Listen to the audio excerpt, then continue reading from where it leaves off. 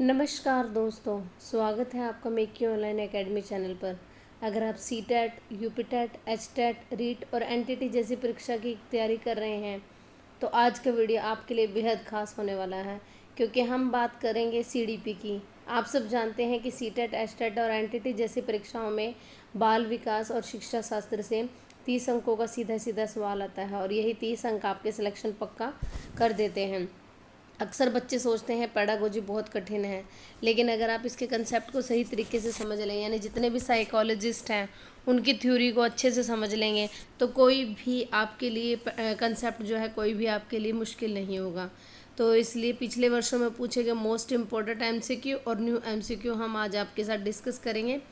CDP के पहले जो 15 वीडियो हम चैनल पर ऑलरेडी अपलोड कर चुके हैं, इनकी प्लेलिस्ट आपको हमारे make you online academy channel पर मिल जाएगी। तो चलिए वीडियो स्टार्ट करते हैं। आज पार्ट 16 के 30 क्वेश्चन हम आपके साथ डिस्कस करेंगे। तो चलिए इसका पहला क्वेश्चन है, स्टार्ट करेंगे। तो इसका पहला क्वेश्चन हमारे पास आ जाएगा। तो चलिए इसका पहला क्वेश्चन जो है हम स्टार्ट करेंगे। तो फर्स्ट क्वेश्चन जो है हमारे पास, एरिक्सन के अनुसार 3 से 6 वर्ष की अवस्था का संघर्ष क्या है? Identity versus confusion, industry versus inferiority, initiative versus guilt या ट्रस्ट वर्सेस मिस्ट्रेस। तो एरिक्सन के अनुसार 3 से 6 वर्ष की अवस्था का जो संघर्ष है वो कौन सी अवस्था में आता है? तो इसका फर्स्ट का जो राइट आंसर 3 आ जाएगा, इनिशिएटिव वर्सेस गिल्ट। तो 3 से 6 वर्ष की जो अवस्था का जो संघर्ष आ जाएगा वो है इनिशिएटिव वर्सेस गिल्ट में आ जाएगा। चलिए इसका राइट आंसर चेक करते हैं। Yes, option 3 is correct. तो एरिक्सन के अनुसार 3 से 6 वर्ष की अवस्था का संघर्ष है इनिशिएटिव वर्सेस गिल्ट है। तो क्वेश्चन नंबर 1 का राइट आंसर 3 आ जाएगा। चलिए क्वेश्चन नंबर 2 पर चलते हैं। एरिक्सन के अनुसार युवा अवस्था में कौन सा संघर्ष होता है? एरिक्सन के अनुसार युवावस्था में कौन सा संघर्ष होता है? Intimacy versus isolation, integrity versus despair, generativity versus stagnation या आइडेंटिटी वर्सेस कन्फ्यूजन। तो एरिक्सन के अनुसार युवावस्था में कौन सा संघर्ष होता है? तो ये स्टेज पूछा है, कौन सी स्टेज में, कौन सी अवस्था में जो है संघर्ष होता है। तो क्वेश्चन नंबर 2 का राइट आंसर 1 आ जाएगा, इंटीमेसिस वर्सेस आइसोलेशन। तो एरिक्सन के अनुसार युवा अवस्था में जो संघर्ष होता है इंटीमेसिस वर्सेस आइसोलेशन में होता है। क्वेश्चन नंबर 2 का राइट आंसर जो है हमारे पास 1 आ जाएगा। चलिए इसका राइट आंसर चेक करते हैं। Yes, option 1 is correct. Erikson के अनुसार युवा अवस्था में जो है संघर्ष इंटीमेसी वर्सेस आइसोलेशन अवस्था में होता है। तो क्वेश्चन नंबर 2 का राइट आंसर 1 आ जाएगा। चलिए क्वेश्चन नंबर 3 पर चलते हैं।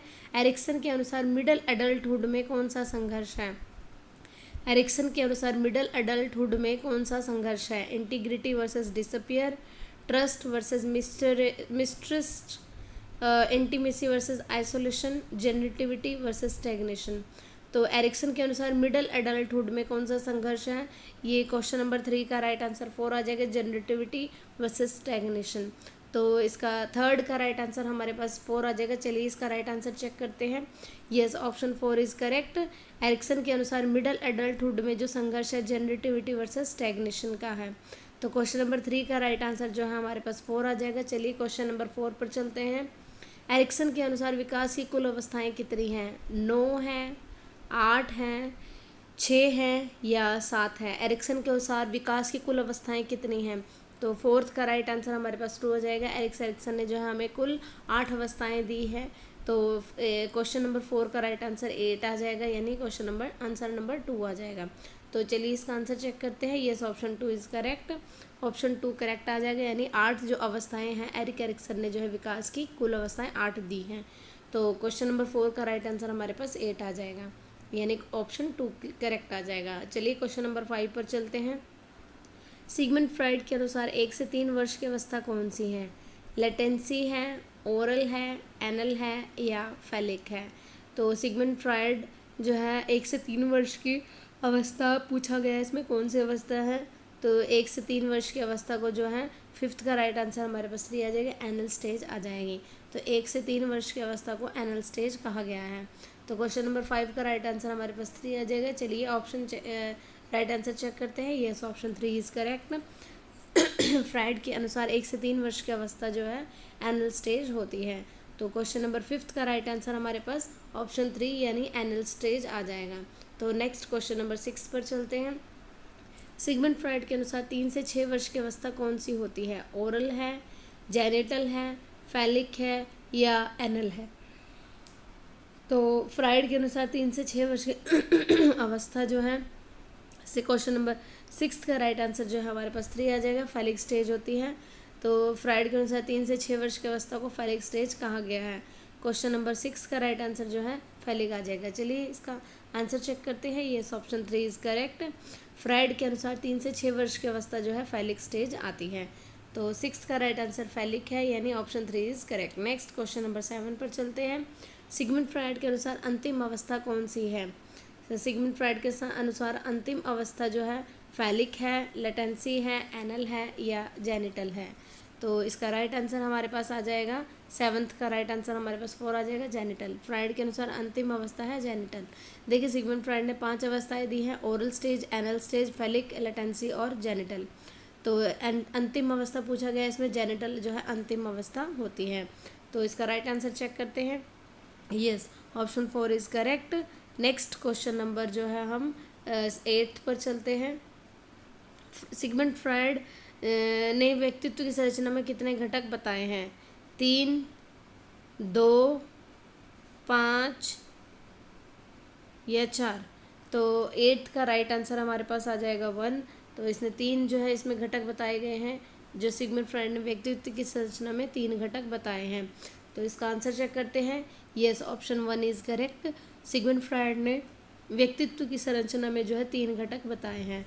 तो क्वेश्चन नंबर 8 का राइट आंसर हमारे पास 3 आ जाएगा। चलिए इसका राइट आंसर जो है 1 आ जाएगा करेक्ट। नेक्स्ट क्वेश्चन नंबर जो है हम 9 पर चलते हैं। फ्राइड का साइको एनालिटिक थ्योरी किस पर आधारित है? सिगमंड फ्राइड ने साइको एनालिटिक थ्योरी दी थी। सिगमंड फ्राइड की साइको एनालिटिक थ्योरी जो है किस पर आधारित है? लर्निंग पर, अनकॉन्शियस माइंड पर, एनवायरनमेंट पर या पनिशमेंट पर?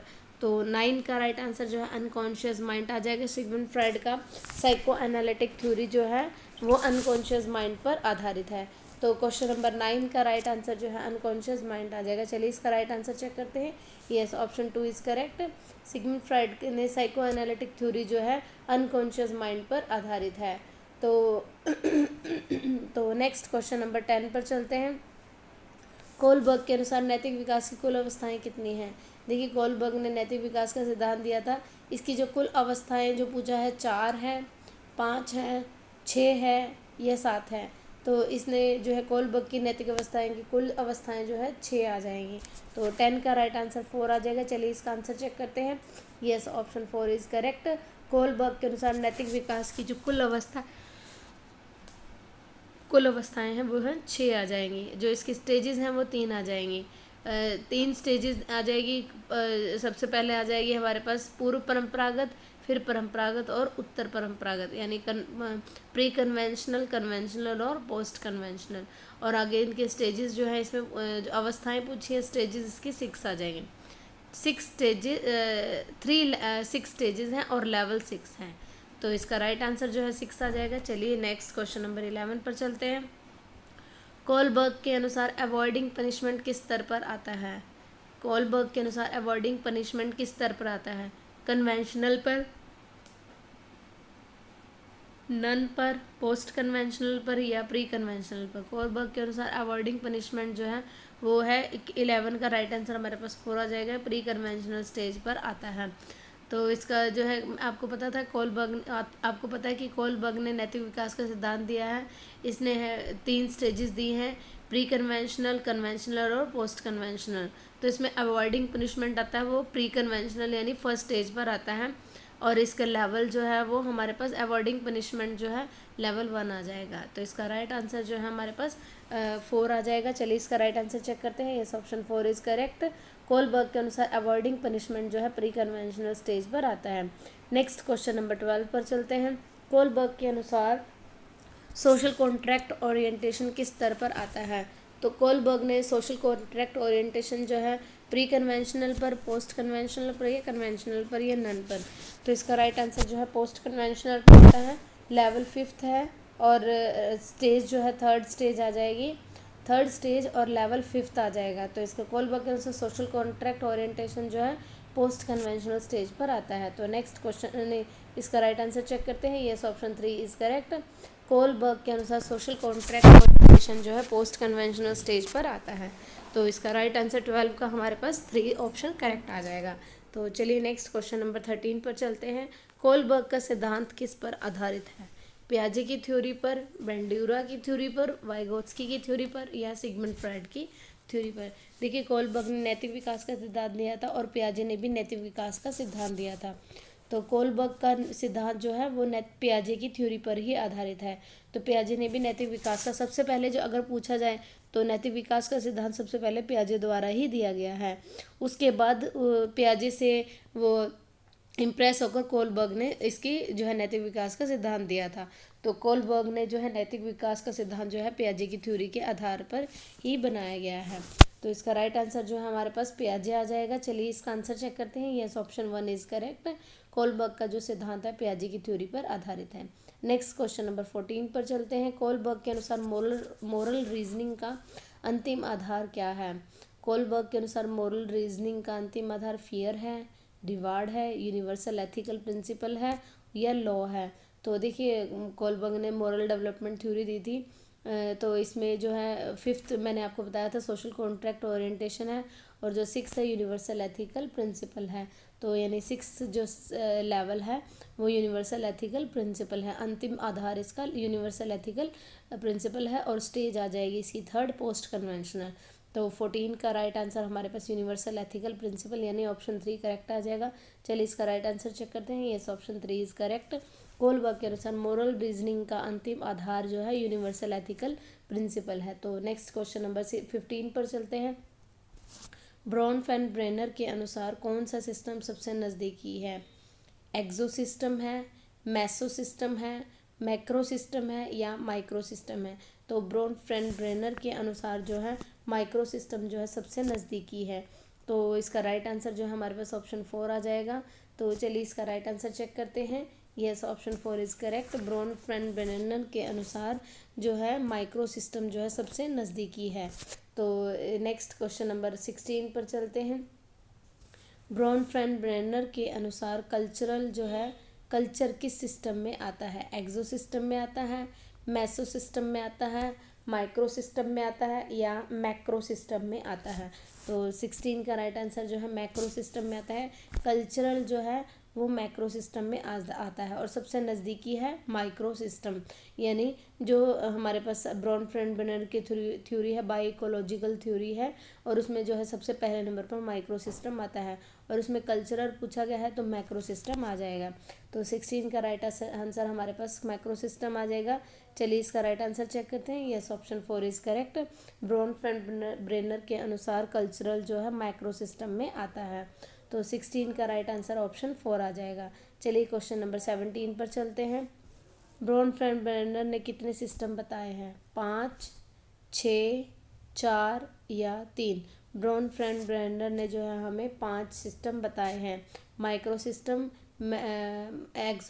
Micro system, exo system, macro system, chrono system और मेसो सिस्टम। तो इसने 17 का राइट आंसर 5 आ जाएगा।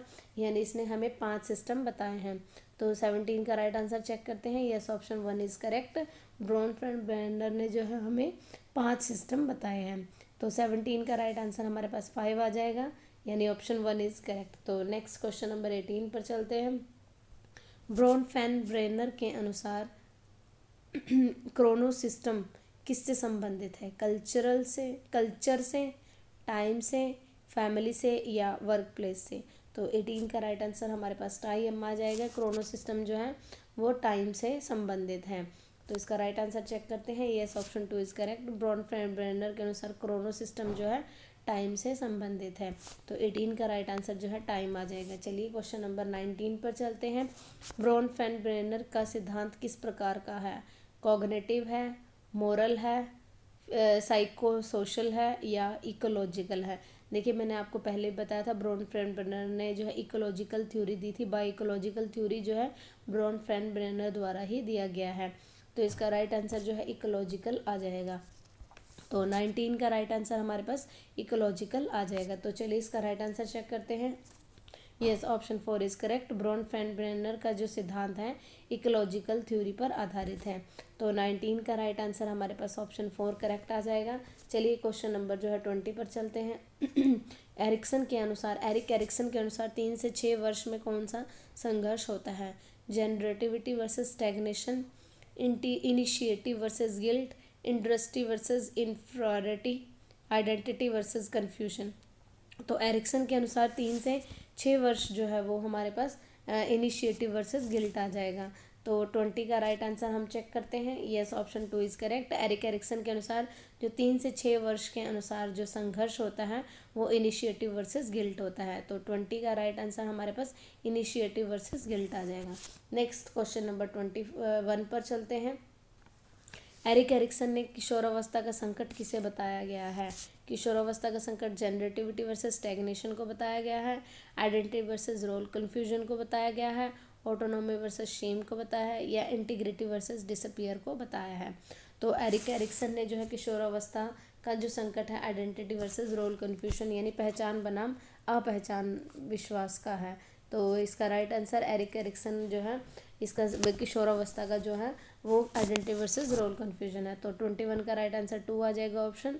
तो चलिए इसका राइट आंसर चेक करते हैं। Yes, option 2 is correct. Erik Erikson ने किशोरावस्था का जो संकट है आइडेंटिटी वर्सेस रोल कन्फ्यूजन को बताया है। तो 21 का राइट आंसर ऑप्शन 2 आ जाएगा। चलिए क्वेश्चन नंबर 22 पर चलते हैं। पियाजे के अनुसार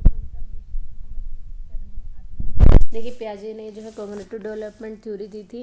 इसने जो है हमें 4 स्टेजेस दी थी। सबसे पहले सेंसरी मोटर आ जाएगी जो 0 से 2 वर्ष आ जाएगी। सेकंड आ जाएगी प्री ऑपरेशनल 2 से 7 वर्ष। तीसरी आ जाएगी कॉन्क्रीट ऑपरेशनल जो है 7 से 11 वर्ष। और फॉर्मल ऑपरेशन जो है लास्ट आ जाएगी वो 11 से 15 वर्ष की आ जाएगी। तो पियाजे ने इसमें पूछा गया कंजर्वेशन की समझ किस चरण में आती है? तो ये आती है कॉन्क्रीट ऑपरेशनल स्टेज में।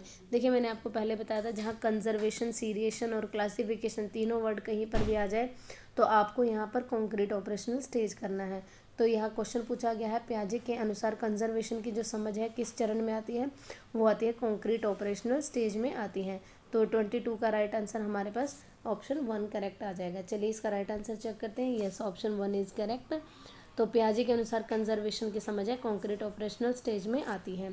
तो नेक्स्ट क्वेश्चन नंबर 23 पर चलते हैं। वाइगोत्स्की के अनुसार लैंग्वेज किसकी पूंजी है? वाइगोत्स्की के अनुसार लैंग्वेज है प्ले ओनली की है, मेमोरी ओनली है, पनिशमेंट है, या कॉग्निटिव डेवलपमेंट है। तो वाइगोत्स्की के अनुसार लैंग्वेज, देखिए मैंने आपको बताया था सोशो कल्चर थ्योरी है, वाइगोत्स्की द्वारा दी गई है।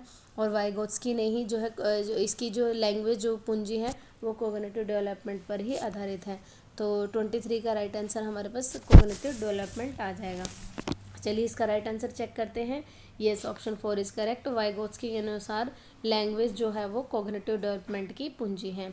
तो इसका राइट आंसर 23 का ऑप्शन 4 करेक्ट आ जाएगा। नेक्स्ट क्वेश्चन नंबर 24 पर चलते हैं। पियाजे ने कहा बच्चा फॉर्मल ऑपरेशनल स्टेज में क्या विकसित करता है? देखिए, मैंने आपको बताया था पियाजे ने कॉग्निटिव डेवलपमेंट थ्योरी दी थी। इसने 4 स्टेजेस दी थी। वो आ जाएगा हमारे पास sensory motor, pre operational, concrete operational और फॉर्मल ऑपरेशनल स्टेज आएगा। तो इसमें क्वेश्चन पूछा गया पियाजे ने कहा बच्चा फॉर्मल ऑपरेशनल स्टेज में क्या विकसित करता है? Egocentrism, reward, memory only, abstract thinking. तो इसमें फॉर्मल ऑपरेशनल जो है लास्ट है हमारी फॉर्मल ऑपरेशनल स्टेज जिसमें 11 से 15 वर्ष का बच्चा होता है। तो यहाँ एब्स्ट्रैक्ट थिंकिंग जो है हमारे पास फॉर्मल ऑपरेशनल स्टेज में विकसित करता है बच्चा। तो 24 का राइट आंसर ऑप्शन 4 आ जाएगा। चलिए इसका राइट आंसर चेक करते हैं। Yes, option 4 is correct. पियाजे ने कहा बच्चा फॉर्मल ऑपरेशनल स्टेज में एब्स्ट्रैक्ट थिंकिंग जो है वो विकसित करता है। तो 24 का राइट आंसर जो है हमारे पास ऑप्शन 4 करेक्ट आ जाएगा। नेक्स्ट क्वेश्चन नंबर 25 पर चलते हैं। पियाजे के अनुसार सेंसरी मोटर स्टेज में बच्चा क्या करता है? देखिए, पियाजे ने कॉग्निटिव डेवलपमेंट थ्योरी दी थी और इसमें क्वेश्चन पूछा गया है सेंसरी मोटर यानी फर्स्ट स्टेज है वो आ जाएगी। सेंसरी मोटर स्टेज में बच्चा क्या करता है? ईगोसेंट्रिज्म करता है, एब्स्ट्रैक्ट लॉजिक करता है, सिंबॉलिक प्ले करता है, ऑब्जेक्ट परमानेंट करता है। तो नेक्स्ट 25 का राइट आंसर ऑब्जेक्ट परमानेंस करता है। तो सेंसरी मोटर स्टेज में ऑब्जेक्ट परमानेंस जो है बच्चा विकसित करता है। तो इसका 25 का राइट आंसर ऑप्शन 4 करेक्ट आ जाएगा, ऑब्जेक्ट परमानेंस। तो इसका राइट आंसर चेक करते हैं। Yes, option 4 is correct. 25 का राइट आंसर हमारे पास ऑब्जेक्ट परमानेंस आ जाएगा। नेक्स्ट क्वेश्चन नंबर 26 पर चलते हैं। पियाजे के अनुसार प्रतीकात्मक खेल जो है वो किस चरण में आता है? प्री ऑपरेशनल स्टेज में, कॉन्क्रीट ऑपरेशनल स्टेज में, फॉर्मल ऑपरेशनल स्टेज में, या फिर सेंसरी मोटर स्टेज में आता है? तो पियाजे के अनुसार जो प्रतीकात्मक खेल है प्री ऑपरेशनल स्टेज, यानी पियाजे की कॉग्निटिव डेवलपमेंट थ्योरी की जो है स्टेज 2 यानी प्री ऑपरेशनल स्टेज आ जाएगी। तो प्रतीकात्मक खेल जो है पियाजे के प्री ऑपरेशनल स्टेज में आ जाएगा। तो 26 का राइट आंसर ऑप्शन 1 करेक्ट आ जाएगा, प्री ऑपरेशनल स्टेज। तो चलिए इसका राइट आंसर चेक करते हैं। Yes, option 1 is correct. पियाजे के अनुसार प्रतीकात्मक खेल है जो प्री ऑपरेशनल स्टेज में बच्चा होता है। तो 26 का राइट आंसर ऑप्शन 1 करेक्ट आ जाएगा। नेक्स्ट क्वेश्चन नंबर 27 पर चलते हैं। सिगमंड फ्रॉइड ने कहा है जेनिटल स्टेज का मुख्य कार्य क्या है? तो इसमें जेनिटल स्टेज जो है सिगमंड फ्रॉइड की लास्ट स्टेज है। तो इसमें पूछा गया इसका मुख्य कार्य क्या है? Mature sexual development, toilet training, language training या ईगोसेंट्रिज्म? तो 27 का राइट आंसर जो है मैच्योर सेक्सुअल डेवलपमेंट है। फ्रॉइड ने कहा है जेनिटल स्टेज का मुख्य कार्य है मैच्योर सेक्सुअल डेवलपमेंट है। तो चलिए इसका राइट आंसर चेक करते हैं। Yes, option 1 is correct. Sigmund Freud ने कहा है जेनिटल स्टेज का मुख्य कार्य है मैच्योर सेक्सुअल डेवलपमेंट है। तो 27 का राइट आंसर जो है ऑप्शन 1 इज करेक्ट आ जाएगा। नेक्स्ट क्वेश्चन नंबर 28 पर चलते हैं। पियाजे के अनुसार ईगोसेंट्रिज्म जो है किस चरण में प्रमुख है? प्री ऑपरेशनल स्टेज में है, फॉर्मल ऑपरेशनल में है, सेंसरी मोटर में है, या कॉन्क्रीट ऑपरेशनल स्टेज में है? तो पियाजे के अनुसार ईगोसेंट्रिज्म जो है वो किस चरण में आती है? तो इसका राइट आंसर है प्री ऑपरेशनल स्टेज में। तो ईगोसेंट्रिज्म जो है बच्चे में प्री ऑपरेशनल स्टेज में आता है। तो 28 का राइट आंसर हमारे पास ऑप्शन 2 इज करेक्ट, यानी option 1 is correct, pre operational stage. तो ईगोसेंट्रिज्म जो है वो प्री ऑपरेशनल स्टेज में आती है। तो चलिए इसका राइट आंसर चेक करते हैं। Yes, option 1 is correct. पियाजे के अनुसार ईगोसेंट्रिज्म जो है प्री ऑपरेशनल स्टेज में आती है। तो 28 का राइट आंसर है ऑप्शन 1 इज करेक्ट, यानी प्री ऑपरेशनल स्टेज में ईगोसेंट्रिज्म जो है वो प्रमुख है। नेक्स्ट क्वेश्चन नंबर 29 पर चलते हैं। ब्रोनफेन-ब्रेनर के अनुसार मैक्रो सिस्टम जो है किससे संबंधित है? देखिए, लास्ट क्वेश्चन पर पहुंचने से पहले प्लीज़ हमारे चैनल को लाइक, शेयर और सब्सक्राइब जरूर कीजिए और एक प्यारा सा कमेंट जरूर कीजिए ताकि हमें भी मोटिवेशन मिल सके, हम आपके लिए और भी ऐसे बहुत सारे CDP के क्वेश्चन लाते रहें और हमें भी मोटिवेशन मिल सके। सो प्लीज़ चैनल को लाइक, शेयर और सब्सक्राइब जरूर कीजिए और कमेंट भी जरूर कीजिए। तो क्वेश्चन नंबर 29 पर बढ़ते हैं। ब्रोनफेन-ब्रेनर के अनुसार मैक्रो सिस्टम जो है किससे संबंधित है? पीयर इंटरेक्शन से संबंधित है, फैमिली से, कल्चर से, या टीचर से? तो मैक्रो सिस्टम मैंने आपको पहले बताया था कल्चर से है। माइक्रो सिस्टम है जो बिल्कुल पास में है। मैक्रो सिस्टम सबसे पहले है, फिर उसके बाद मैक्रो सिस्टम के बाद है मेसो सिस्टम, फिर मैक्रो सिस्टम है। तो मैक्रो जो है वो तीसरे नंबर पर आता है। तो इसमें कल्चर से संबंधित है मैक्रो सिस्टम।